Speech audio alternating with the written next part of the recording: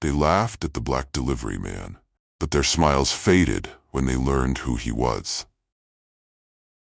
It was one of those mornings in downtown Dallas that gave no hint of the chaos to come.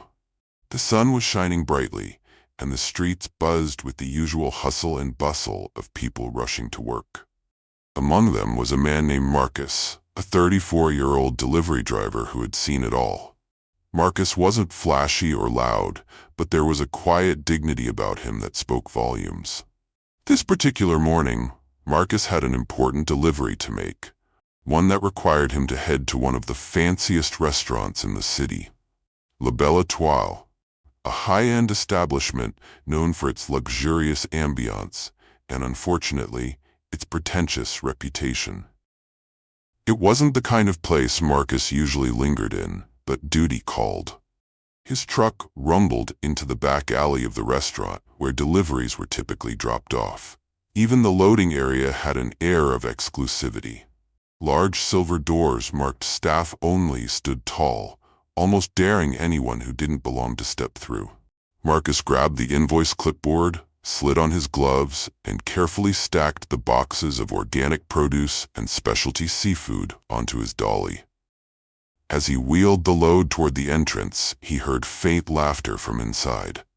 It was the kind of laughter that made your chest tighten, a mixture of ridicule and superiority. Marcus shook his head lightly. He was no stranger to being underestimated or judged, but he wasn't about to let it rattle him. He knocked twice on the steel door and waited.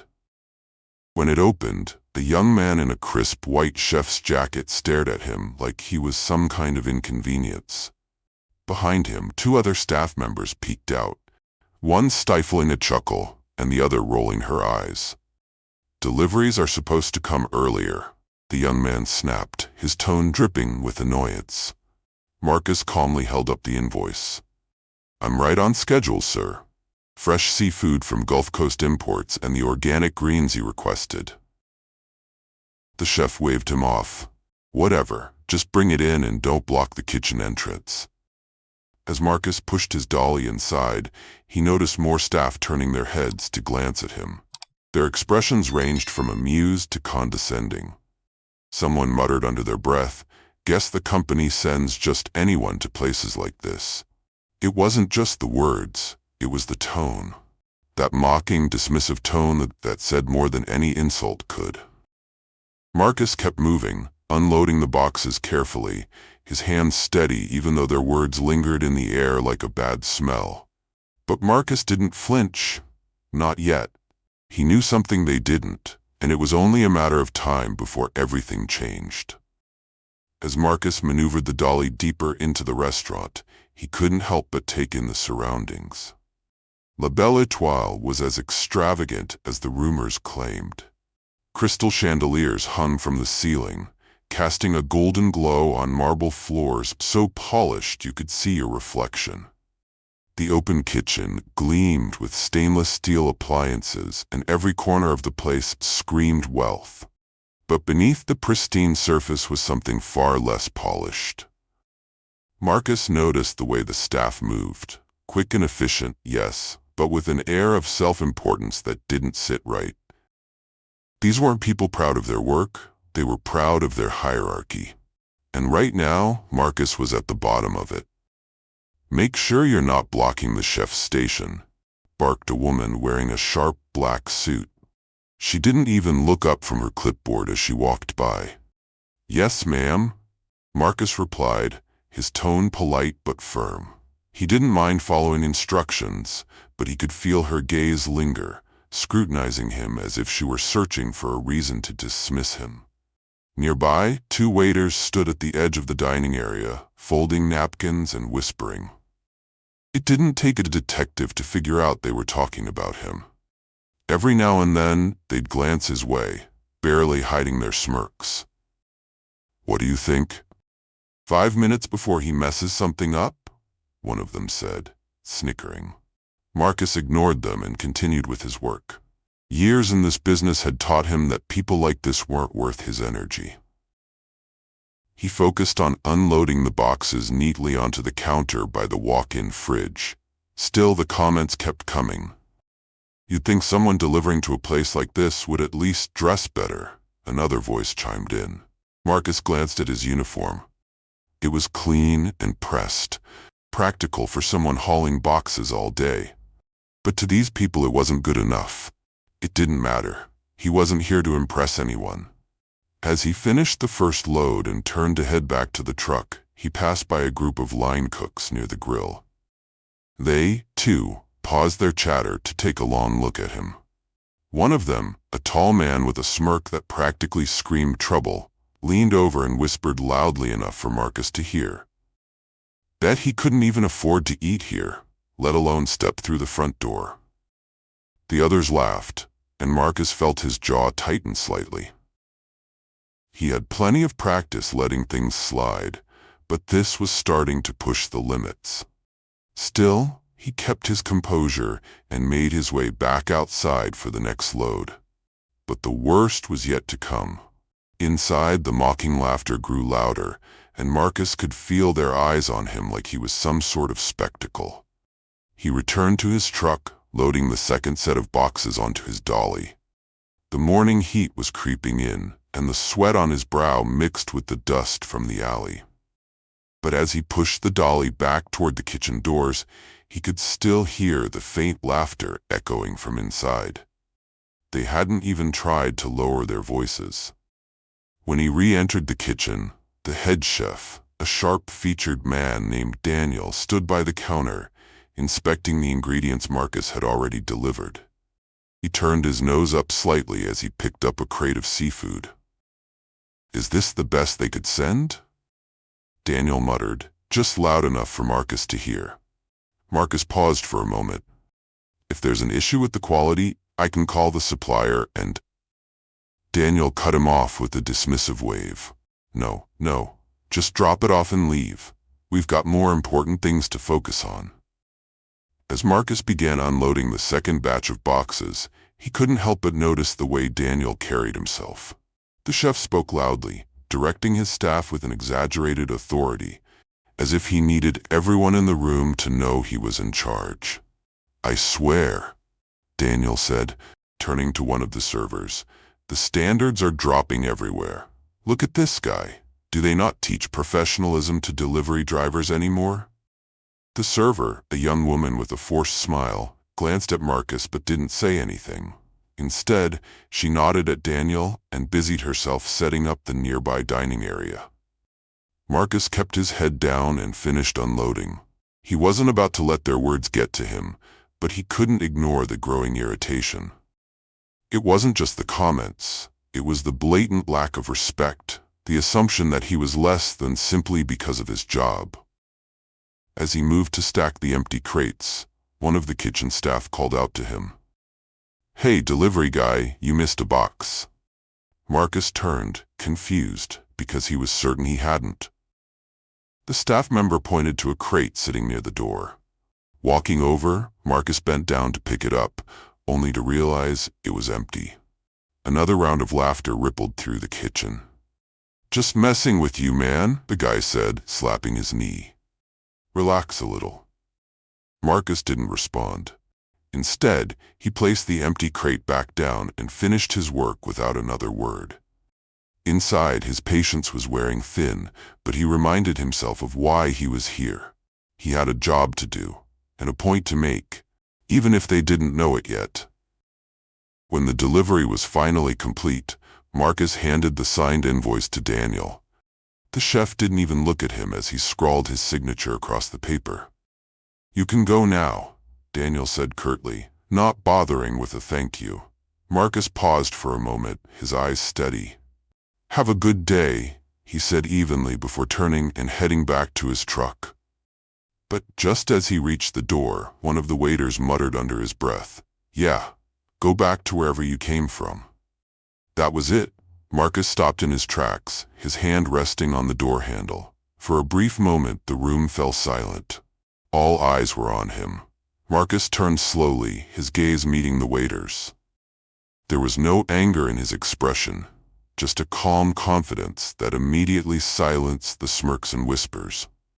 "I came here," Marcus said, his voice steady, to deliver something you clearly need more of: respect. The room stayed quiet as Marcus walked out, but the real surprise was still waiting. And it was only a matter of time before they realized who he really was. Marcus leaned against the side of his truck, taking a moment to catch his breath.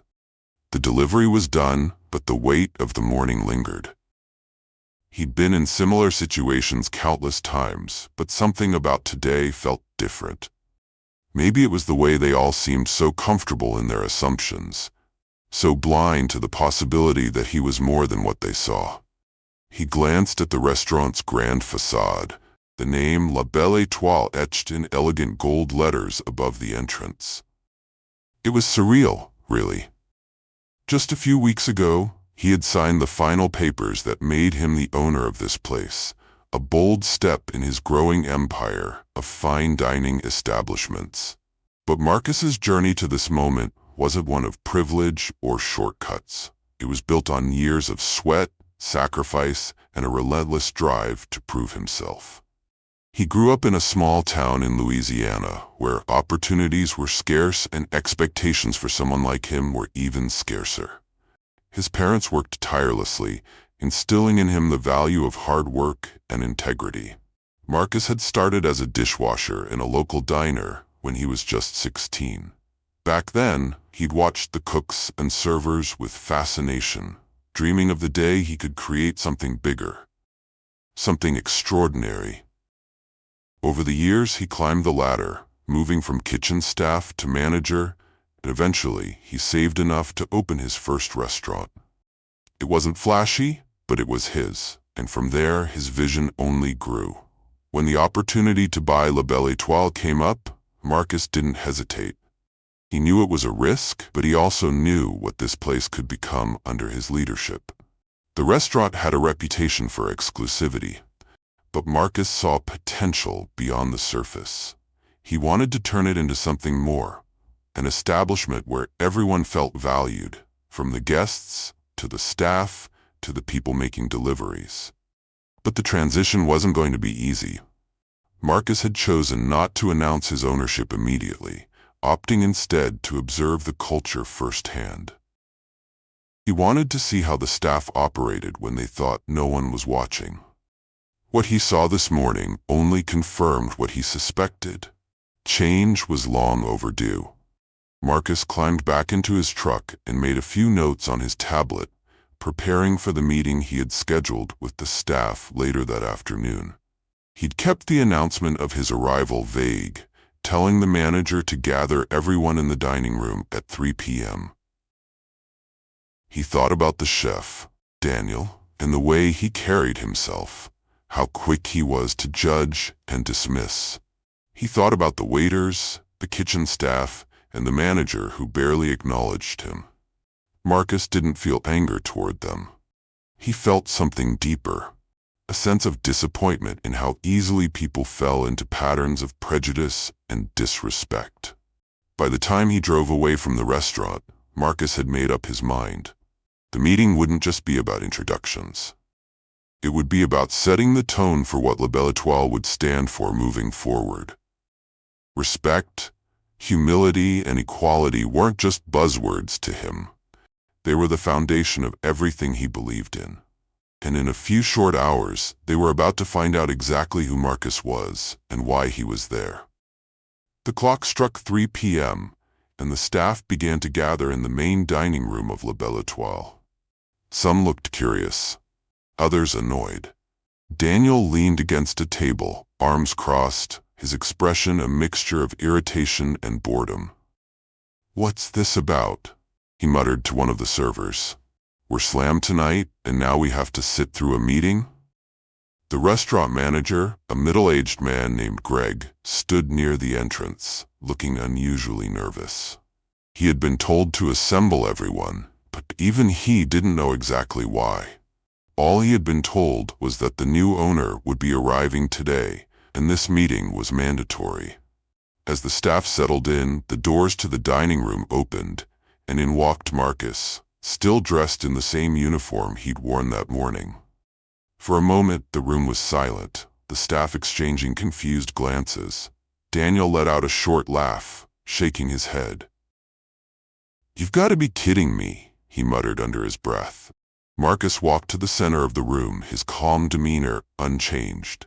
He could feel the tension, the unspoken questions hanging in the air, but he didn't rush to explain. Instead, he let the silence linger for a few moments, meeting their gazes one by one. Finally, Greg cleared his throat, breaking the awkward quiet.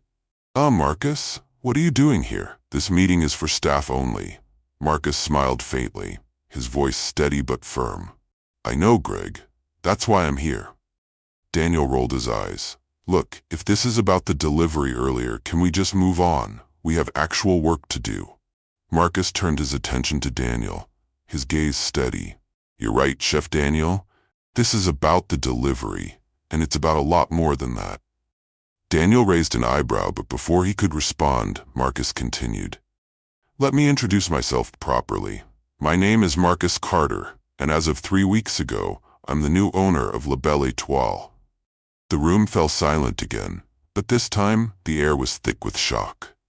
Daniel's smirk vanished, replaced by wide-eyed disbelief. The servers exchanged stunned looks and Greg's face turned pale. "You," Daniel finally managed to say, his voice almost a whisper. "You're the owner?" "That's right," Marcus said, his tone even. "And before you say anything else, I want you to understand something. This isn't about me flaunting my title or putting anyone in their place.